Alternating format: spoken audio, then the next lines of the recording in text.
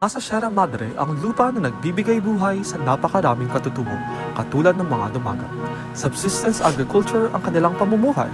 Ang lupa nila ay para sa kanilang lahat.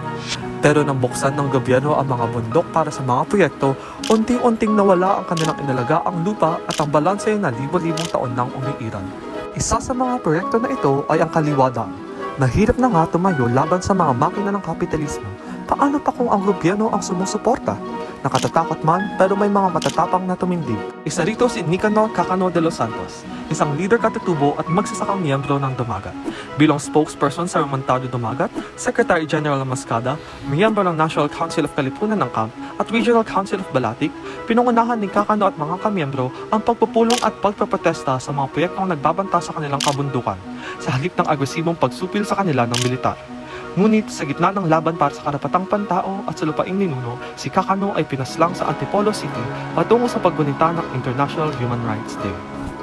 Subalit ang laban para sa karapatan ng ating mga katutubong kapatid ay hindi nagtatapos. Ang mga proyekto katulad ng Kaliwa Dam at ang bagong wind farm sa Tanay Rizal ay ilan lamang sa mga paraan ng mga kapitalista upang perahan tayo.